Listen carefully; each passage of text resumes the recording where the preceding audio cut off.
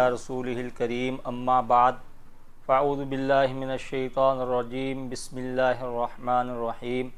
یا ایہا الذین آمنوا کتب علیکم الصیام کما کتب علی الذین من قبلکم لعلکم تتقون وقال النبی صلی اللہ علیہ وسلم الصوم جنہ او کما قال علیہ الصلاۃ والسلام۔ محترم بزرگوں، دوستو، رمضان کی آمد ہے اور رمضان عنقریب آیا چاہتا ہے، لہذا مسلمانوں کے اندر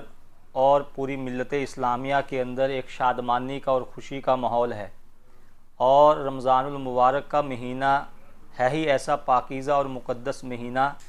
کہ جس کے اندر اللہ تعالیٰ کی بے شمار رحمتیں اور برکتیں اور اللہ تعالیٰ کی طرف سے بے شمار انعامات بندوں کی طرف متوجہ ہوتے ہیں۔ لہذا خود نبی کریم صلی اللہ علیہ وسلم کی تعلیمات سے یہ بات ہمیں ملتی ہے کہ اللہ کے نبی صلی اللہ علیہ وسلم اس ماہ مبارک کا بڑی شدت کے ساتھ انتظار کیا کرتے تھے، اور اللہ کے نبی صلی اللہ علیہ وسلم کے تعلق سے آتا ہے کہ آپ رجب کے مہینے سے ہی دعائیں مانگنا شروع کر دیتے تھے۔ چنانچہ اللہ کے نبی صلی اللہ علیہ وسلم سے ایک دعا جو منقول ہے وہ یہ ہے: اللہم بارک لنا فی رجبی و شعبانہ وبلغنا فی رمضانہ۔ اے اللہ، ہمارے لیے ہمارے رجب اور شعبان یعنی یہ مہینہ جو چل رہا ہے اور اس سے پہلا مہینہ جو گزر چکا ہے، اے اللہ ہمارے لیے ان مہینوں کے اندر برکت عطا فرما اور ہمیں رمضان تک پہنچنا ہمارے لیے مقدر فرما، یعنی رمضان کی خیر و برکت سے ہمیں مستفید ہونے کی توفیق عطا فرما۔ اللہ کے نبی صلی اللہ علیہ وسلم اس ماہ مبارک کا بڑی شدت کے ساتھ انتظار کرتے تھے۔ چنانچہ اماں عائشہ رضی اللہ تعالیٰ عنہ کی روایت ہے کہ اللہ کے نبی صلی اللہ علیہ وسلم کے تعلق سے فرماتی ہیں کہ جب رمضان المبارک کا مہینہ آ جاتا تو اللہ کے نبی صلی اللہ علیہ وسلم کے چہرے کا آپ کا رنگ متغیر ہو جاتا اور آپ کی عبادت کے اندر زیادتی ہو جاتی، اور اسی طرح آپ اپنی لنگی کو مضبوط باندھ لیتے اور راتوں کے اندر کثرت عبادت آپ کیا کرتے تھے۔ چنانچہ یہ بابرکت اور مبارک مہینہ یقیناً ایک نیکیوں کا سیزن ہے اور مسلمانوں کے لیے یہ مغفرت کا مہینہ ہے۔ چنانچہ حدیث پاک کے اندر اللہ کے نبی صلی اللہ علیہ وسلم فرماتے ہیں کہ ہلاک ہو جائے وہ آدمی کہ جس کو رمضان المبارک کا مہینہ ملے اور پھر بھی اس کی مغفرت نہ ہو۔ گویا کہ رمضان المبارک کا آنا یہ لوگوں کی بخشش کے لیے ہے اور لوگوں کے گناہوں کو معاف کرانے کے لیے ہے، اور اللہ تعالیٰ اس ماہ مبارک کے اندر نیکیوں کے اندر نیکیوں کا جو بھاؤ ہے، اس کا جو اجر ہے، اس کے اندر اللہ تعالیٰ ہر حکم کے اجر کے اندر اللہ تعالیٰ اضافہ فرما دیتے ہیں۔ چنانچہ ایک نیکی کا بدلہ 70 نیکیوں سے دیا جاتا ہے، نفل کا درجہ فرض کے برابر کر دیا جاتا ہے اور فرض کا ثواب 70 گنا بڑھا دیا جاتا ہے۔ لہذا جب ایسا مقدس مہینہ ہمارے اوپر عنقریب سایہ فغن ہونے والا ہے اور عنقریب اس ماہ مقدس کی برکتوں سے ہم مالا مال ہونے والے ہیں، تو چند چیزیں ہمارے لیے ضروری ہیں کہ جن کا ہم تہیہ کریں اور جن کی ہم نیت کریں، تاکہ اس رمضان المبارک کی برکتوں سے ہم خوب سے خوب ہم نفع اٹھا سکیں۔ تو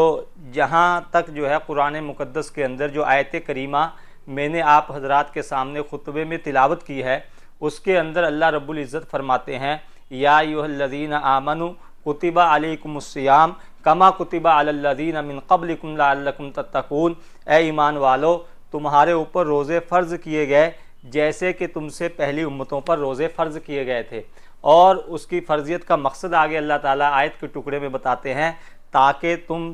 پرہیزگار بن جاؤ، تاکہ تم متقی بن جاؤ۔ تو روزے کے جہاں جیسے میں نے پہلے بھی عرض کر چکا ہوں کہ ہر نیک کام کا ایک اثر ہوتا ہے، ایک اجر ہوتا ہے۔ اثر کا تعلق دنیاوی زندگی سے ہوتا ہے اور اجر کا تعلق اخروی زندگی سے ہوتا ہے۔ تو روزہ بھی ایک اللہ کا حکم ہے۔ چنانچہ شریعت مطہرہ کے اندر جن 5 چیزوں پر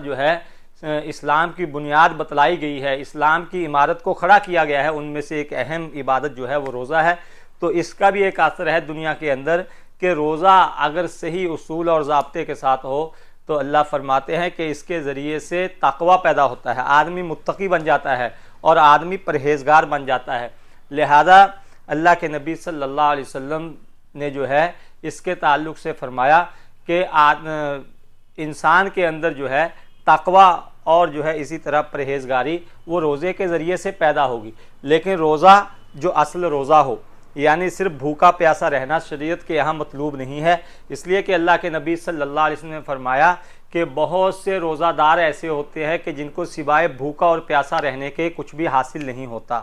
پوچھا گیا اللہ کے رسول وہ کون لوگ ہوتے ہیں؟ آپ نے فرمایا کہ کھانا حرام کا، پینا حرام کا، اور اسی طرح پہننا حرام۔ اسی طرح جو ہے ایسا روزہ آدمی کے اندر نہ تقوی پیدا کرتا ہے اور نہ کل قیامت کے دن اس کا کوئی اجر ملے گا۔ اس لیے جو ہے رمضان المبارک کا مہینہ جو ہے جہاں ایک طرف نیکیوں کا سیزن ہے اور جہاں اللہ تعالیٰ اس کے اندر نیکی کا اجر بڑھا دیتے ہیں اور ہر اعمال کا اجر جو ہے 70 گنا کر دیتے ہیں، اسی طرح ان کے اندر گناہوں کی نحوست بھی جو زیادہ ہو جاتی ہے، اس لیے کہ ایک مقدس مہینہ جس کے اندر اللہ تعالیٰ نیکی کا اجر کے اندر، نیک کام کے اجر کے اندر اضافہ فرماتے ہیں، تو اسی ماہ مبارک کے اندر اگر گناہ کیا جائے تو یہ گناہ جو ہے اس سے زیادہ شدت اختیار کر جاتا ہے، اس سے زیادہ جو ہے اپنے اندر نحوست رکھتا ہے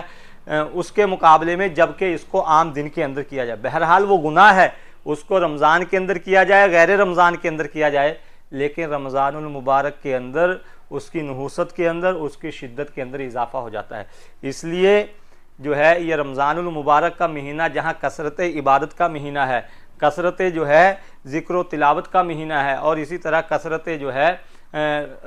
روزے کا مہینہ ہے کہ خوب جو ہے اس کے اندر پورے ماہ مبارک کے روزے رکھے جائیں، اسی کے ساتھ ساتھ ایک بات کا جو ہے ارادہ کرنا چاہیے، تہیہ کرنا چاہیے کہ اس ماہ مبارک کو جو ہے انشاءاللہ ہم گناہوں سے بچ کر گزاریں گے، اس کے اندر لایانی نہیں کریں گے، غیبت نہیں کریں گے، چغلی نہیں کریں گے، جھوٹ نہیں بولیں گے، اور جتنی بھی خرافات جو ہے جن کی آج جو ہے معاشرے کے اندر جو ہے بہت زیادہ کثرت ہے اور ہر آدمی جو ہے ان بہت سی برائیوں کے اندر جو ہے مبتلا نظر آتا ہے، تو اس ماہ مبارک کے اندر ہم ارادہ کریں اور قصد کریں انشاءاللہ کہ ہم ان گناہوں سے بچ کر جو ہے اس رمضان المبارک کو، اس ماہ مقدس کو گزاریں گے، تو اس کا اثر یہ ہوگا کہ انشاءاللہ رمضان کے گزرتے گزرتے جو ہے اگر ہم ایک مہینے کا اس کا ارادہ کر کے ایک مہینہ جو ہے ہم اپنے نفس پر کنٹرول کر کے ایسا گزار لیں تو انشاءاللہ اللہ کی ذات سے امید ہے کہ اللہ تعالیٰ بالکلیہ ان برائیوں سے ہمیں پاک فرما دیں گے۔ اس لیے جو ہے